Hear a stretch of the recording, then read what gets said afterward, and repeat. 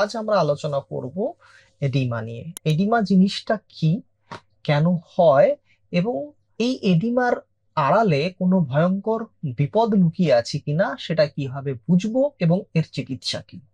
আর এই আলোচনায় আমাদের সঙ্গে আছেন বিশিষ্ট চিকিৎসক ডক্টর এস এম মল্লিক। নমস্কার ডাক্তারবাবু। নমস্কার। এডিমা মানে যেটা চলতি ভাষায় আমরা বলি যে পায়ের পাতা ফুলে গেছে বা পা ফুলছে, তো এটার হওয়ার কারণটা কি অ্যাকচুয়ালি? কেন আমার পা ফুলবে আমার? পা ফোলার বিবিধ কারণ আছে। হুম। আপনি যদি খুব সাধারণ কারণ বলেন, চলতে ফিরতে গিয়ে কোথাও মচকে গেল, হুম। পা মচকে গেছে, সেখান থেকে পা ফুলতে পারে।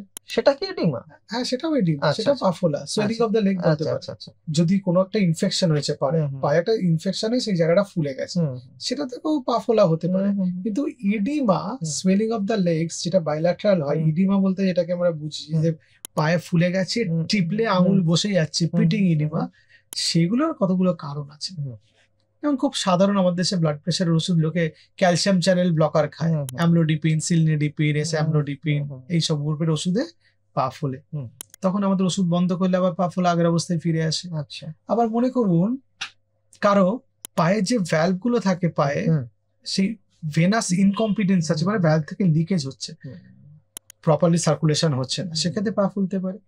পায়ের মধ্যে কোনো একটা জায়গায় ভেনের মধ্যে বা শিরার মধ্যে রক্ত জমাট বেড়েছে, ডিপ ভেন থ্রম্বোসিস বলা হয়, হুম সেক্ষেত্রেও পা ফুলতে পারে। আবার যখন সিমেট্রিক্যাল দুদিকে একই রকম পা ফুলেছে, একই রকম দেখতে, হুম তখন সিস্টেমিক কজ আমরা সন্দেহ করি, যেমন লিভারের প্রবলেম হচ্ছে কিনা, কিডনির যখন সমস্যা দুটো হচ্ছে পাই কিনা। একসঙ্গে ফুলছে। হ্যাঁ, আচ্ছা, মানে একটা পা ফুললে তার অন্য কারণ, ইন্ডিকেশনস আলাদা। অন্য অন্য কজ আলাদা। আলাদা। হ্যাঁ, সেটা কিডনি প্রবলেম হতে হুম পারে, হার্টের প্রবলেম হতে পারে, লিভারের প্রবলেম হতে পারে। হুম এক্ষেত্রে দুদিকের পা ফুলে, হুম সুতরাং পা ফুললো মানেই তার একটা ফিক্সড কজ নেই। কিছু ওষুধ আছে যেমন পা ফোলে, আমি একটু আগে বললাম ক্যালসিয়াম চ্যানেল ব্লকার, স্টেরয়েড গ্রুপের ওষুধ খেলে পা ফুলতে পারে। আবার পেন কিলার জাতীয় ওষুধ খেলে সেক্ষেত্রেও পা ফুলতে পারে। আচ্ছা, পেন কিলার খেলেও পা পা ফুলতে? ফুলতে পারে। আচ্ছা। আবার কিছু কিছু ওষুধ আছে ডায়াবেটিসের জন্য, বিশেষ করে পায়োগ্লুটাজোন, এই গ্রুপের ওষুধগুলো, সেগুলো তো পা ফুলতে পারে। সুতরাং পা ফুললে পেশেন্টের কাছ থেকে হিস্ট্রি নিতে হয়, ক্লিনিক্যালি অ্যাসেস করতে হয়, লোকাল জায়গাটা কিনা ব্যথা আছে কিনা, গরম আছে কিনা, না এমনি ফোলা, দুদিকে ফোলা, না একদিকে ফোলা, আগে কখনো হয়েছে কিনা, এখন হয়েছে, দাঁড়িয়ে কাজ করে না বসে, অনেকদিন ধরে দাঁড়িয়ে কাজ করেন, বহুদিন ধরে, তার একটা পস্চুরাল এডিমা হতে পারে। অনেকদিন ধরে দাঁড়ানোর জন্য, খুব বেশি সময় দাঁড়ানোর জন্য তার এডিমা হয়েছে। সুতরাং ইডিমা হলেই তার পার্টিকুলার একটা কারণ নেই, তার বিবিধ কারণ আছে। পেশেন্টের প্রেজেন্টেশন অনুযায়ী, বয়স অনুযায়ী, তার কাজের ধরন অনুযায়ী, ডিউরেশন অফ ইডিমা অনুযায়ী, তার ফ্যামিলি হিস্ট্রি অনুযায়ী, তার ড্রাগ হিস্ট্রি অনুযায়ী আমাদের ইডিমার অ্যাসেসমেন্ট করতে হয়। আচ্ছা, অনেকে তো দীর্ঘ সময় দাঁড়িয়ে থাকেন না, বা ধরুন আমার ভাই আছে, বলে যে বাসে আমি দীর্ঘ সময় বসে আমি ট্রাভেল করি, তো সেক্ষেত্রে কি পা ফুলতে পারে? অনেকক্ষণ দাঁড়িয়ে কাজ করলে পা ফুলতে পারে। হুম ওই ভেনাস্ট্যাসিস বলা হয়, যে রক্ত সার্কুলেটর হচ্ছে না প্রপারলি, ভেন থেকে কিছুটা লিকেজ হচ্ছে রক্তের মেটেরিয়াল, জলীয় অংশটা, সেক্ষেত্রে পা ফুলতে পারে। ইন্টারস্টিশিয়াল স্পেসে চলে আসছে, সেক্ষেত্রে পা ফুলতে পারে। কারো মনে করুন ভেরিকোজ ভেন আছে, পায়ের মধ্যে ভেন্স গুলো ডায়ালেটেড, সেক্ষেত্রেও কিন্তু রক্ত সার্কুলেশন ঠিকঠাক না হওয়ার জন্য পা ফুলতে পারে। সুতরাং এই যে পা ফোলা গুলো, এই যে অনেকক্ষণ দাঁড়িয়ে থেকে পা ফুললো, এই যে ভেরিকোজ ভেন, তার জন্য পা ফোলা, এই পা ফোলা গুলো কারণ কিন্তু মূলত আমাদের শিরা বা ভেনাস সিস্টেম, ধমনী নয়। ধমনীর কারণে যদি পা ফোলে, তাহলে ধরতে হবে পেরিফেরাল আর্টেরিয়াল ডিজিজ আছে কিনা, এবং সেটা সম্ভাবনা খুব কম। আচ্ছা। মূলত আমাদের যে পাটা ফোলে, এই পা ফোলার কারণ কিন্তু শিরা বা সিস্টেমিক কজ, হার্ট, কিডনি বা লিভারে কোনো সমস্যা হচ্ছে কি, সেটা যদি দুপাই ফোলে, দুপায়ে যদি ফোলে। ডিপ ভেন থ্রম্বোসিস হলে এক পায়ে ফুলবে, আচ্ছা আচ্ছা। হোমান সাইন আছে, মোজেস সাইন আছে, ইনফেকশন হলো একটা ইনফেকশন পা, থেকে একদিকে ফুলবে। আমরা কোথাও কিছু, মুচকে গেল সেটাও হ্যাঁ, একটা পা হতে পারে। সেটা ক্লিনিক্যালি দেখলে, হিস্ট্রি দেখলে নিলে বোঝা বোঝা যায়। যাবে। পা ফুললে সেটা সেইভাবে ইভ্যালুয়েশন করতে হয়। সব পা ফুলার কারণ আর চিকিৎসা তো একই রকম হতে পারে না। এবার এই পাটা আমার ফুলছে কি করে, মানে কি কারণে ফুলছে? যদি আমার দুপাই ফোলে বা এক পাই আমার যদি ফোলে, তাহলে আমরা এটাকে ডায়াগনোস করব কি করে? যদি এক পা ফুলে, যদি আমি সন্দেহ করি যে যে একটা ভেনাস ইনকম্পিটেন্স হচ্ছে বা ডিপ ভেন থ্রম্বোসিস হচ্ছে, তাহলে একটা ভেনের আল্ট্রাসাউন্ড করে দেখা যেতে পারে, এটাকে ডপলার স্টাডি বলা হয়। মনে করুন আপনার লিভার ডিসফাংশনের জন্য আপনি সন্দেহ করছেন পা ফুলেছে, একটা আল্ট্রাসোনোগ্রাফি করে দেখে নিতে হবে লিভারের ইকো টেক্সচারটা কেমন, শ্রিঙ্ক হয়ে ছোট হয়ে সিরোটিক লিভার কিনা, বা পেটে জল আছে কিনা, তাহলে আমরা সন্দেহ করে নেব। যদি হার্টের কারণে মনে হচ্ছে পা ফুলছে, তাহলে হার্ট ফেলিয়ার হচ্ছে কিনা আমাদের দেখার দরকার আছে। ব্লাডের টেস্ট আছে, এন্টিপ্রোবিএনপি, একটা ইকো ডপলার মানে হার্টের আল্ট্রাসাউন্ড করে দেখে নেবে পাম্পিং ক্যাপাসিটি কিরকম আছে। কিডনি ফাংশনের জন্য যদি হয়, যদি সন্দেহ করি যে বডিতে ফ্লুইড অ্যাকুমুলেশন হচ্ছে, তার জন্য ওখানে পা ফুলছে, তার জন্য কিডনি ফাংশন টেস্ট করব আমরা, একটা অ্যালবুমিন ক্রিয়াটিনিন রেশিও করবো, ইউরিয়া ক্রিয়াটিনিন টেস্ট করবো, যে ডাইলুশনাল মানে শরীরের মধ্যে জল জমে থাকার জন্য পা ফুলছে কিনা সেটা দেখে নিতে পারবো। যেটা সন্দেহ করব, যে সিস্টেমটা আমরা সন্দেহ করছি সেই সিস্টেমের পরীক্ষা করে দেখে নিতে হবে যে সেই কারণে পা ফুলছে কিনা। তবে আমি বলি যদি কোনো কারণে পা ফোলে তাহলে 6টা ব্লাড টেস্ট আমি করে নিতে বলি। আচ্ছা, হিমোগ্লোবিন, সুগার, টিএসএইচ মানে থাইরয়েড ফাংশন, অ্যালবিউমিন, ক্রিয়াটিনিন আর ইউরিক অ্যাসিড। এই 6টা ব্লাড টেস্ট যদি নরমাল থাকে তাহলে ধরে নিতে হবে যে আপনার এমন কোনো কারণে পা ফুলছে যে কারণটা ব্লাড টেস্ট মাধ্যমে নির্ণয় করা সম্ভব নয়।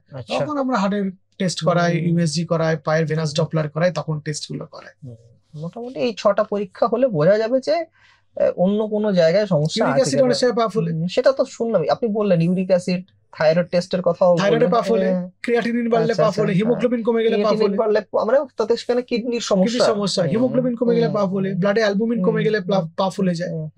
আর সুগার, কারণ ডায়াবেটিস হয়েছে সে জানেই না, এবং ডায়াবেটিস থেকে তার ডায়াবেটিক কিডনি ডিজিজ হয়েছে, ফলে ডায়াবেটিসটি সবসময় ব্লাড টেস্ট করলে ডায়াবেটিসকে এক্সক্লুড করে নিতে হবে, যে ডায়াবেটিস হয়নি, একদম কনফার্ম হয়নি। একদম হয়নি।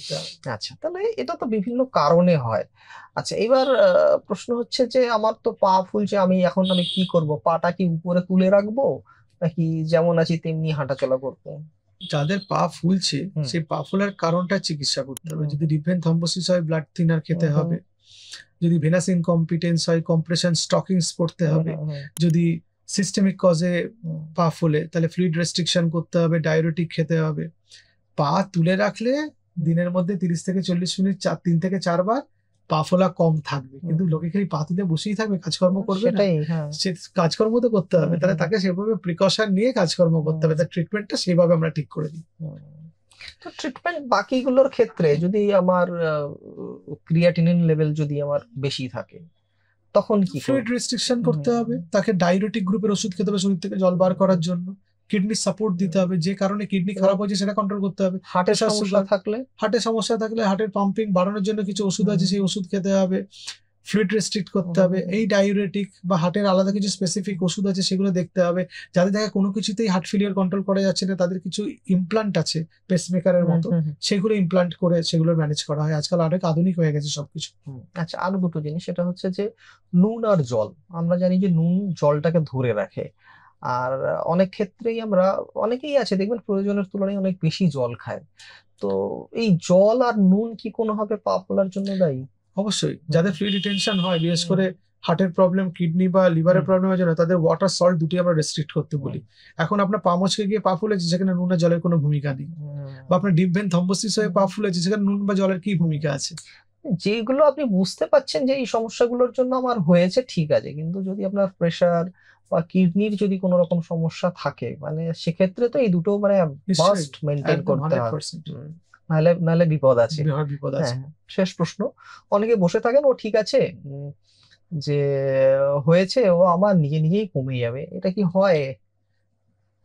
মনে করুন আপনি আমেরিকা থেকে ইন্ডিয়াতে ট্রাভেল করলেন, 16 ঘন্টার ফ্লাইট, অনেকক্ষণ একই রকম ভাবে একটা ছোট্ট স্পেসের মধ্যে পা ঝুলিয়ে বসে থাকার জন্য পা ফুলতে পারে, সেটা সাময়িক, কিছুদিন পর সেটা নিজে থেকে ঠিক হয়ে যাবে।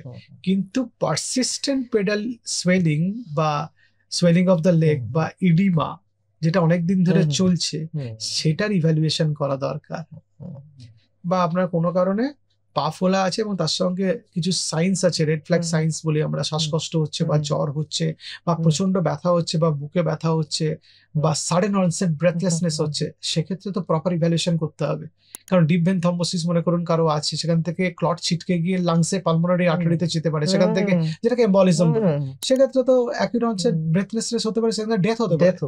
সুতরাং পা ফোলাটাকে একদম পা ফোলার মতো না রেখে এর একটা ইভ্যালুয়েশন, একটা ডাক্তার দেখানো এবং কি কারণে পা ফুলেছে সেটা জেনে রাখাটা দরকার। কত খুব সাধারণ কারণে পা ফুলেছে, হয়তো আপনার ভেরিকোজ ভেন আছে সেখান থেকে পা ফুলছে, তাহলে স্টকিংস পরবেন। কিংবা হয়তো হতে পারে যে আপনি যে ওষুধটা খাচ্ছেন তার তাদেরকে পা থেকে ফুলতে পারে, আপনাকে পা ক্যালসিয়াম ফুলতে চ্যানেল পারে। ব্লকারে, সুগার প্রেশার ওষুধ হ্যাঁ, থেকে, হ্যাঁ, হ্যাঁ, বা পায়ে গ্লুটাজন খাচ্ছেন সুগারের জন্য, সেখান থেকে পা ফুলেছে, তাহলে ওষুধ চেঞ্জ করে দিলেই হলো। হুম, হুম, তো সাধারণ কারণও হতে পারে, কিন্তু পা ফুলছে অথচ আমি এটাকে নজর দিচ্ছি না, হুম। বা ডাক্তারবাবুর সাথে কনসাল্ট করছি না, ব্যাপারটা যাতে সেভাবে না দাঁড়ায়, যাতে আমরা সচেতন হই যে পা ফোলা অনেক গুরুতর অসুখের একটা লক্ষণ হতে পারে। একদমই তাই, যেটা আপনি বললেন হার্ট, কিডনি এবং লিভার, এবং তিনটেই গুরুত্বপূর্ণ অঙ্গ। নিশ্চয়ই। মানে এদের সমস্যা হলেও আপনার পা ফুলতে পারে, মূলত জলই জমে। জলই জল। হ্যাঁ।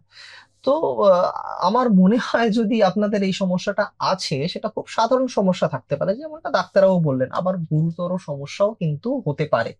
তো আমার মনে হয় যে পা যদি ফোলে তাহলে একজন চিকিৎসকের কাছে যান। তিনি পরীক্ষা করে দেখবেন আপনার এই পা ফোলার পেছনে কি কারণ রয়েছে, কোনো সাধারণ না জটিল কারণ তিনি ঠিক করবেন, এবং সেই মতন আপনারা চিকিৎসা নিন। পা ফোলা নিয়ে যদি আপনাদের মনে কোনো প্রশ্ন থাকে বা কোনো জিজ্ঞাসা থাকে, আপনারা অনায়াসে করতে পারেন। আমরা চেষ্টা করব তার যথাযথ উত্তর দেওয়ার। আজ এই পর্যন্তই। আবার দেখা হবে অন্য কোনো দিন, অন্য কোনো এপিসোডে। নমস্কার ডাক্তারবাবু। নমস্কার।